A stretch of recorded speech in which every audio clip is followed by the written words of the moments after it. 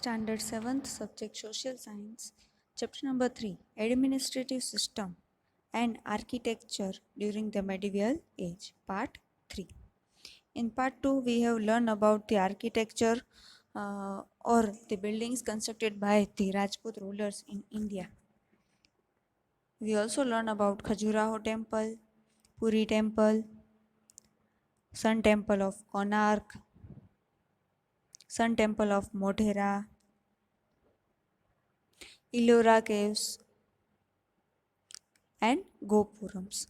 These are the temples and buildings and caves constructed during the medieval age at the time of Rajput rulers.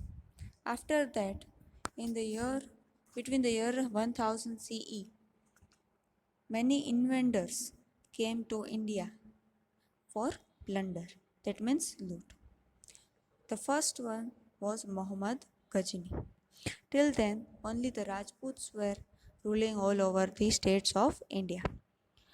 Through the Rajput age is well known for its valor and sacrifice, it also shows the construction of many beautiful buildings, which shows the prosperity of the Rajput rulers. Because of this, many foreign invaders invaded, that means entered in India for this wealth. The Sultan of Ghazna, the Sultan of state Ghazna, Muhammad Ghazni, attacked India many times between the year 1000 CE and 1075 CE. In spite of facing many problems during the attack, he continued to plunder India with full force. Plunder means to loot.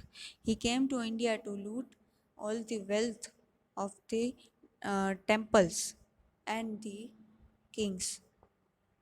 During such one attack, when Gujarat was plundered under Bhimdev Solanki's rule, he plundered Somnath. That means he attacked on the Somnath temple for uh, it for the wealth of that temple.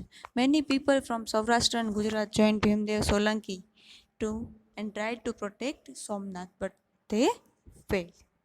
After this, Muhammad Ghazni has attacked many times on India and other states of India for the wealth. The change of power at Delhi. After the death of Muhammad Ghazni, the leaders of Ghazna started uh, fighting for the throne of Ghazna.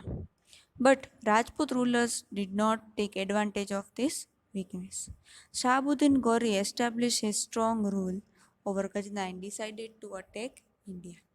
But his intention was to establish a rule over India. Muhammad Ghazni came to India, loot the people and the temples and went back to Ghazna, whereas Shahabuddin Ghori wants to stay in India and establish his rule over India. Therefore, he attacked many times on India. Initially, he was not successful. The queen of Ahilwad Patan, Queen Naiki Devi, defeated Shahabuddin Ghori, because of which he did not attack on India for 12 years. After that, a second time he attacked on Delhi. Prithviraj Chauhan fought bravely without any help or preparation from other Rajput kings. With this defeat, Rajput rule came to an end in Delhi. As a result, Shahabuddin Ghori established his rule over this Delhi. After the death of Shahabuddin, his slave, that means Ghulam, Kutubuddin Aibak, ascended the throne and became the Sultan of Delhi. He was the founder of slave dynasty. The slave dynasty came into existence in Delhi, and after that, many sultans ruled over Delhi for the ruling all over the states of India. Thus, the end of Rajput rule came over Delhi and Sultanate period started. Here we are completing our sixth chapter of your textbook. You have to complete this chapter in your workbook. Later we are going to learn 7th chapter about location, border, area and physiography of India. Thank you.